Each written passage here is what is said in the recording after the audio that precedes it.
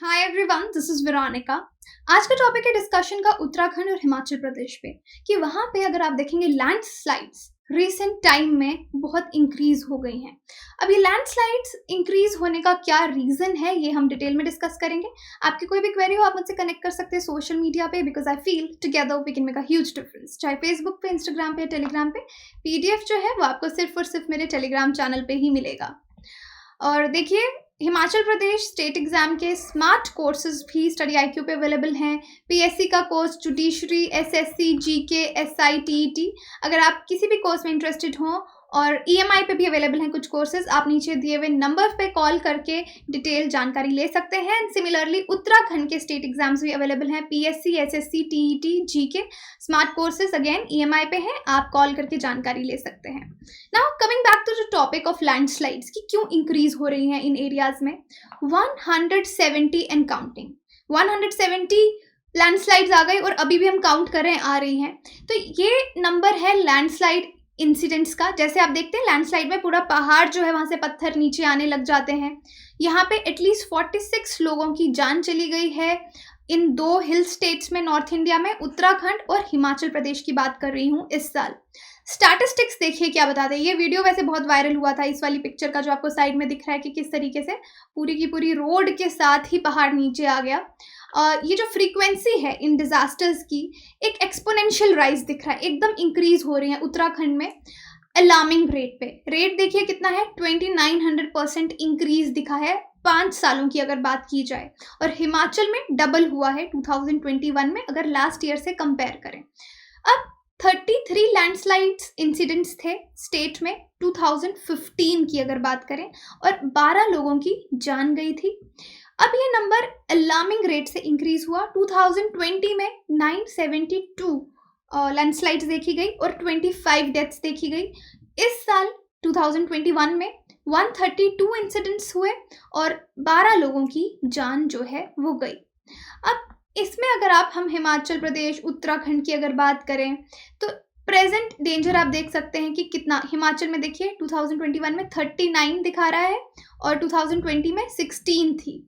तो ये yellow colour से आपको नंबर ऑफ लैंडस्लाइड्स दिखेंगी किस साल में कितनी थी, और ब्लू कलर में आपको दिखेगा कि कितनी डेथ्स हुई। तो देखिए 2017 में 19 थी, 16, 2018 में बहुत आई हैं 496, और 2020 में देखिए 972, ह्यूज। ये हिमाचल की बात हो रही है। और 2021 में अगेन 132 और 12 डेथ्स। तो आप देख सकते हैं इस डेटा से कि कितना ज़्यादा इंक्रीज आपको देखने में मिलेगा। और नेचुरल कैलेमिटीज़ की वजह से डेथ रेट भी इंक्रीज हो रहा है। अब हम रीजन पे आते हैं कि हिमालयन रीजन में लैंडस्लाइड्स का क्या रीजन है। अभी तक हमने स्टैटिस्टिक्स की बात की। सबसे बड़ा रीजन है ह्यूमंस, एंथ्रोपोलॉजिकल इंटरवेंशंस। अब एंथ्रोपोलॉजिकल क्या होता है, ह्यूमन रिलेटेड एक्टिविटीज़ की वजह से जो इंटरफेरेंस हो रही है नेचुरल इकोसिस्टम के साथ, एनवायरनमेंट के साथ, उसका रिजल्ट हमको, ये कॉन्सिक्वेंसेस हमको भरने पड़ रहे हैं। एंथ्रोपोलॉजिकल इंटरवेंशंस की बात करें तो जो पहाड़ हैं हिमाचल प्रदेश में, हिमालयन रेंज के, यंग और फ्रेजाइल, क्योंकि हिमालयन वैसे भी यंग माउंटेन्स हैं, सो ये यंग और फ्रेजाइल यानी नाजुक हैं। अगर आप नेचर वाइज बात करेंगे, इन नेचर में इनमें क्रैक्स और फ्रैक्चर्स बहुत ईजिली हो जाते हैं, क्योंकि जिस तरह से रॉक गिरेगा या डेवलपमेंट्स हो रही हैं, तो ये यंग और फ्रेजाइल होने की वजह से ये पहाड़ जो हैं इनमें फ्रैक्चर्स और क्रैक्स आ जाते हैं और स्लोप फेलियर जोन में भी आते हैं। इसका मतलब a phenomena in which slope collapses abruptly under the influence of rainfall and earthquake। तो अब कमज़ोर होने की वजह से कि अगर रेनफॉल ज़ोर की हो गई, ज़्यादा रेनफॉल हो गई, अर्थक्वेक आ गया, तो ये जो ढलान है, ये जो स्लोप्स हैं, ये नीचे गिर जाते हैं। और दूसरा रीज़न, ये थोड़ा सा नेचुरल रीज़न भी आ गया कि भाई यंग हैं, फ्रेजाइल हैं, इस वजह से इनको यहाँ पे प्रॉब्लम देखने को मिलती है। और उसके बाद जो मेन रीज़न है ह्यूमन एक्टिविटीज़, जो क्लाइमेट चेंज को वर्स कर रहा है। क्लाइमेट चेंज वर्सन हो रहा है, ज़्यादा रेनफॉल हो रही है। पहले लिमिटेड रेनफॉल होती थी, कितना एक एरिया की कैपेसिटी है उस हिसाब से, लेकिन अगर आप देखेंगे अब तो कभी तो या तो बिल्कुल रेनफॉल ही नहीं होगी, या तो होगी तो बहुत ज़्यादा होगी। इससे चीज़ें बहुत वर्स हो गई हैं। उसके बाद रोड्स जिस तरह से हम कंस्ट्रक्ट कर रहे हैं, तो बिल्कुल नहीं सोच रहे कि किस तरह से मेजर्स हमको लेने चाहिए। अब रोड्स को वाइडन भी किया जा रहा है, जहाँ पे नैरो रोड्स थी उनको और ज़्यादा चौड़ा किया जा रहा है, लेकिन प्रॉपर मेजर्स जो लेने चाहिए वो नहीं लिए जा रहे। प्रॉपर मेजर्स कैसे? Such as no slope stability, lack of good quality retaining wall, rock bolting. अब जो इंजीनियरिंग के स्टूडेंट्स हैं वो ये सब समझते होंगे कि अगर हम पहाड़ को काट के रोड बनाते हैं या रोड को वाइडन भी करना है तो एक तरफ से पहाड़ को काटना पड़ेगा। तो अगर पहाड़ को काटेंगे तो कुछ मेजर्स लेने होंगे, जैसे कि वॉल, एक रिटेनिंग वॉल खड़ी करनी पड़ेगी, स्टेबिलिटी, स्लोप स्टेबिलिटी का ध्यान रखना पड़ेगा, रॉक बोल्टिंग का ध्यान रखना पड़ेगा। अगर नहीं रखेंगे तो क्या होगा? You got the point, landslides आएंगी। उसके बाद हाइड्रो पावर प्लांट्स जो हैं बहुत तेज़ी से बन रहे हैं। इन्वायरमेंटल एक्टिविस्ट बहुत ज़्यादा प्रोटेस्ट करते हैं कि कुछ जगह पे नहीं भी ज़रूरत, इन्वायरमेंट बहुत फ्रेजाइल है, वहाँ पे मत बनाइए, लेकिन हम बना रहे हैं। तो अब जो स्टेट की पॉलिसी है वहाँ पे मेगा हाइड्रो पावर प्रोजेक्ट्स जो हैं वो इम्प्लीमेंट हो रहे हैं इको सेंसिटिव जोन में, और वहाँ का इम्पैक्ट भी हमको देखने को मिल रहा है। अब देखिए 140 हाइड्रो पावर प्रोजेक्ट्स जो हैं वो एलोकेट हुए हैं जो ये आपका सतलुज का बेसिन है, और यहाँ पे डिजास्टर्स चमोली में जिस तरह के आए हैं, केदारनाथ में भी आ सकते हैं। तो आप देख, इन्वायरमेंटलिस्ट कंजर्वेटर्स का मानना है कि केदारनाथ में भी इस तरह का डिजास्टर इन मेकिंग है, आ सकता है। तो ये हाइड्रो पावर प्लांट्स पे भी बर्डन डाला जा रहा है इस चीज़ का।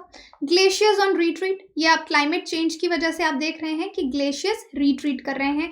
जितने एरिया में ऐसे ग्लेशियर्स का स्नाउट होता है तो ग्लेशियर्स मेल्ट हो रहे हैं, पीछे जा रहे हैं। तो जो आगे वाला एरिया में स्नाउट में उसके जितने सेडिमेंट्स होते हैं, रॉक्स होते हैं, वो सब नीचे आ जाते हैं बारिश के साथ। तो उसकी वजह से भी बहुत एरिया में बाढ़ आ रही है। और हायर हिमालयाज़ पे यही चीज़ लिखी है, retreated owing to global warming की वजह से ग्लेशियर्स रिट्रीट कर रहे हैं। ग्लेशियर क्या है? एक मूविंग आइस का मास है, उसमें सॉइल, रॉक्स, ये सब लूज सेडिमेंट्स प्रेजेंट हैं। अब ग्लेशियर्स रिट्रीट करेंगे तो पीछे अनलिमिटेड सेडिमेंट्स आपके बचेंगे जो कि अनस्टेबल रहेंगे। तो अनस्टेबिलिटी की वजह से जो हाई रॉक्स हैं माउंटेन्स पे, हिमालयाज़ पे, वो नीचे आ जाएंगे। अब आईपीसीसी रिपोर्ट की वार्निंग अगर आप देखें, आईपीसीसी ने वार्न किया है स्नो कवर्ड जो एरियाज हैं या स्नो वॉल्यूम्स जो हैं वो कम होती रहेंगी 21st सेंचुरी में। ये आईपीसीसी की रिपोर्ट की वार्निंग है, यानी जो स्नो लाइन एलिवेशंस हैं वो राइज करेंगी, ग्लेशियर मास डिक्लाइन होगा, जैसे जैसे एमिशंस जो हैं ग्लोबल वार्मिंग जिनसे हो रही है वो इंक्रीज होंगी। तो ये सब राइजिंग ग्लोबल जो टेम्परेचर आपका इंक्रीज हो रहा है उसकी बदौलत ये सब हो रहा है। ये हिमाचल प्रदेश की बात की। उत्तराखंड की केस स्टडी की बात करें तो कुछ जो थ्रेट्स हैं जिस वजह से लैंडस्लाइड्स आ रही हैं, ये हादसे होते हुए हमको नज़र आ रहे हैं। चमोली डिस्ट्रिक्ट में ही आपने कितना ज़्यादा देख लिया। डैम्स प्रोलिफरेट कर रहे हैं, अनरेगुलेटेड कंस्ट्रक्शन एक्टिविटीज़ हैं कि डेवलपमेंट किए जा रहे हैं, रोड्स कंस्ट्रक्ट कर रहे हैं, ब्रिज कंस्ट्रक्ट कर रहे हैं, रेलवे लाइन्स कंस्ट्रक्ट हो रही हैं। कहाँ कंस्ट्रक्ट हो रही हैं? ऑब्वियसली पेड़ काट के, पहाड़ काट के, लेकिन वहाँ पे मेजर्स नहीं लिए जा रहे। रोड नेटवर्क्स एक्सपैंड किए जा रहे हैं, पेड़ों को यूं ही काटे जा रहे हैं, मल्टीपल डैम प्रोजेक्ट्स हैं। चार धाम परियोजना को भी इसमें एक थ्रेट ही माना गया है इन्वायरमेंट के लिए। Rishikesh Karnaprayag railway line project, तो यही चीज़ मैं बता रही हूँ, डेवलपमेंट को हम सस्टेनेबल डेवलपमेंट नहीं कर रहे, उस वजह का रिजल्ट, उन चीज़ों का रिजल्ट हमको देखने को मिल रहा है नेचुरल डिजास्टर्स के तौर पे।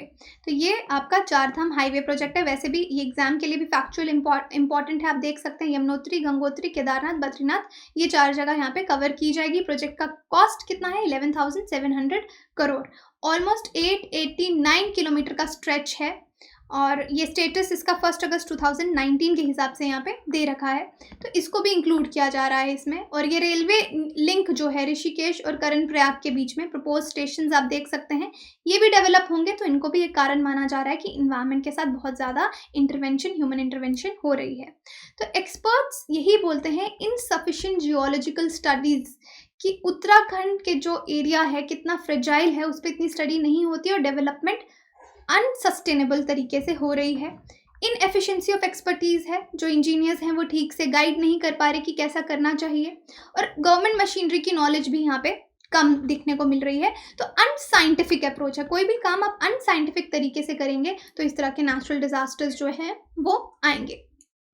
कुछ रिपोर्ट्स की पहले की फाइंडिंग्स मैं आपको बता दूं। The state disaster management authority report on landslide hazard risk assessment 2015 का इन्होंने ऑलरेडी इंडिकेट किया था 90% of state is in high risk zone, यानी हाई रिस्क जोन में है। और रिपोर्ट ये बताती है 700 hectares of forest have been lost involving felling of 47,000 trees in Chardham project alone. तो कितने पेड़ों को भी यहाँ पे काटा गया है। तो ये कुछ रिपोर्ट्स हैं जो इन स्टेट्स के बारे में दिखाती हैं कि उन्होंने पहले ही वार्न किया है कि इन एक्टिविटीज़ का बुरा प्रभाव पड़ सकता है। हिमाचल प्रदेश की केस स्टडी भी, उत्तराखंड का हमने बताया, हिमाचल प्रदेश का भी सेम है, उसी तरह की थ्रेट्स हैं। डिफॉरेस्ट्रेशन, स्लोप कटिंग, टनल्स बन रही हैं, डैम बन रहे हैं, टूरिज्म एक्सेस हो रहा है, widening of roads again in an unsustainable manner. अब इसके लिए सजेशंस क्या है? ऑब्वियसली हम डेवलपमेंट तो नहीं रोक सकते, डेवलपमेंट तो होगी, लेकिन सस्टेनेबल डेवलपमेंट किस तरीके से हो सकती है? तो यही तरीका है कि इस तरह की स्ट्रैटेजी अपनाई जाए कि इकोलॉजिकल प्रोटेक्टिव तरीके से डेवलपमेंट स्ट्रैटेजी को बिल्ड किया जाए इस रीजन में, जो कि जहाँ पे यंग माउंटेन्स हैं, फ्रेजाइल माउंटेन्स हैं, फ्रेजाइल हिल्स हैं, ताकि वो डिसरप्ट, डिस्टेबलाइज ना हों। और ब्लास्टिंग वर्क को इन एरियाज़ में अवॉइड करना चाहिए, नई टेक्नोलॉजी से काम करना चाहिए। अगर ब्लास्ट करेंगे, क्रैक्स, फ्रैक्चर्स माउंटेन्स में आएंगे। और एडिक्वेट केयर लेनी चाहिए उन एरियाज़ में जहाँ पे ट्रीज़ को प्रोटेक्ट करना है, नेचुरल स्प्रिंग्स हैं, ताकि हम सस्टेनेबल लाइवलीहुड भी प्रमोट कर सकें। तो ये वे फॉरवर्ड है। वे फॉरवर्ड आपको एक पॉजिटिव वे में बताना है, क्योंकि आप ये नहीं बोल सकते कि अब हम डेवलपमेंट ही रोक दें, रेलवे नहीं बनेगी, रेलवे लाइन नहीं बनेगी, रोड्स नहीं बनेगा, ऐसा नहीं हो सकता। सो हमें अगर डेवलपमेंट करना है तो एक सस्टेनेबल तरीके से करना है। कैसे करना है वो आपको इस स्लाइड में मैंने आपको समझाया। अब यहाँ पे क्वेश्चन है आपके लिए, the movement of earthy materials from higher region to lower region due to gravitational pull is earthquake, landslide, cyclone, soil erosion. तो आप मुझे कमेंट सेक्शन में बता सकते हैं। बाकी टेलीग्राम पे इसका आंसर जो है वो अपडेट कर दिया जाएगा। Do participate in that quiz. बाकी आप हमारी वेबसाइट विजिट कर सकते हैं, एप्लीकेशन डाउनलोड कर सकते हैं कोर्सेज की जानकारी के लिए। Thank you so much.